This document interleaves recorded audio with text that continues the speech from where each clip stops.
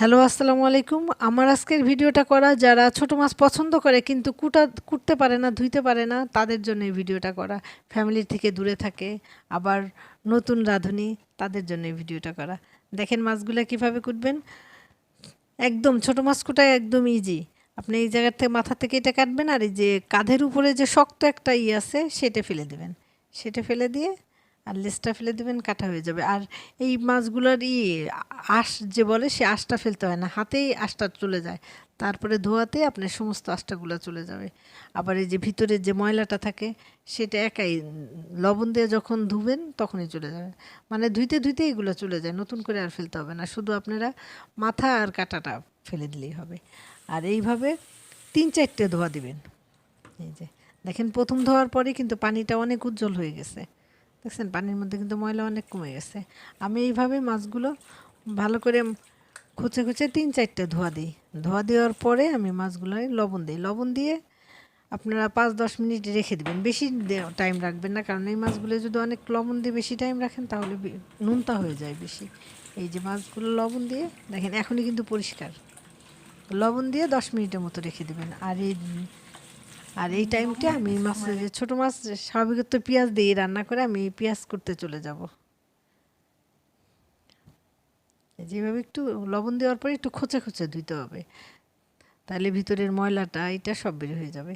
এ মাছে কিন্তু দেখছেন একটু ইও নাই, আঁশও নাই। দেখছেন পানিটাও কিন্তু পরিষ্কার। আমি এখন রান্নায় চলে আসলাম। আমি বেশ পরিমাণ, কি বলবো, অনেক পরিমাণ পেঁয়াজ দিছি, আর একটা মাত্র একটা বড় সাইজের একটা আলু দিছি। প্রয়োজন মতো লবণ দিছি। এইগুলো আসলে কোনো মাপ নাই, এগুলো নিজের মতোই করে রান্না করা, এগুলোর কোনো মাপ দিয়ে হয় না যে পেঁয়াজটা বেশি করে দিয়ে। আবার আমি এইটা মাখায় রান্না করতেছি, আপনারা ইচ্ছা করলে ওইভাবেই চামচ দিয়ে নাড়াচাড়া করে তারপর রান্না রান্না করতে পারেন। আমি মাখায় রান্নাটা কম করি, কিন্তু আজকে করতেছি মাখায় রান্নাটা। প্রয়োজন মতো তেল দিচ্ছি, তেলের ভিডিওটা আমার কেটে গেছে। আগে আমি তেল দিয়ে নিছি, তারপরে কিন্তু মাখাইছি। আর মাছ দেওয়ার পরে আলতো হাতে মাখাবেন। মাছ দিয়ে যেমন কাঁচামরিচ পেঁয়াজ দিয়ে যেমন যেমন চটকায় মাখাইছি, মাছ দেওয়ার পরে ওইভাবে মাখাবেন না, আলতো হাতে মাখে তারপরে। এই যে আলতো হাতে এইভাবে মাখাবেন। আর সামান্য পরিমাণ পানি, আসলে আমি বুঝি নাই, একদম পানি না দিলেই ভালো ছিল। বাইরের পেঁয়াজগুলো একদম নরম, আমার মাছ তরকারিটা লাস্টে দেখেন একদম পেঁয়াজগুলো গলে গেছে। এই যে আমার রান্না শেষ, আমি এখন তেলা জিরার গুঁড়া দিয়ে দিলাম। এখানে যদি আপনি ধনের পাতা দিতে পারতেন তাহলে আরও মজা হইতো। আমার ঘরে ধনের পাতা নাই, তাই আমি এইখানে থাই পাতা দিয়ে দিছি। থাই পাতা দিলে কি ভালো লাগে ঘ্রাণটা। আরেকটা কথা বলাই হয় নাই যে আমি রান্নার মাঝে কিন্তু ঢাকনা তুলে ২ বার নেড়েও দিছি। আলতো হাতে নেড়ে দিবেন। আমি আলতো হাতে ২ বার নেড়ে দিছি। এই যে আমার রান্না শেষ। এখন আমি আরেকটা রান্নায় চলে যাব। এটা লাউ শাক দিয়ে পাঙাশ মাছ। এখানেও আমি বেশ কিছু, আসলে শাকে পেঁয়াজ মরিচের পরিমাণটা বেশ পরিমাণ দিবেন। যত শাকে পেঁয়াজ রসুন বেশি দেওয়া যায়, শাক ততই মজা। শাকে তেল পেঁয়াজটা একটু বেশি লাগে নর্মাল রান্নার থেকে। আমি পাঙাশ মাছ দিব দেখে এর মধ্যে দিছি আদা বাটা, হলুদ আর মরিচের গুঁড়া, আর রসুনটা আমি কেটেই দিছি। এটা ভালো করে কষাবো। আবার এর মধ্যে আমি জিরার গুঁড়াটা যাই এখন দেখাই নেই, পরবর্তীতে আমি জিরাটা দিই। এই যে জিরার গুঁড়া দিয়ে ১ চামচ, ৪ চামচের সমস্ত কিছুই আমি ১ চামচ করে দিই। আদাটা শুধু ২ চামচ দিছি, টেবিল চামচের ২ চামচ। এখন মাছগুলো দিয়ে আমি ভালো করে কষিয়ে নেব।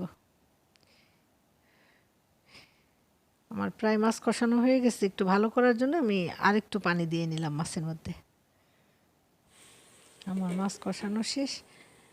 আর কিছু টাইম ঢেকে রাখি, এরপরে আমি শাকটা দিয়ে দিব।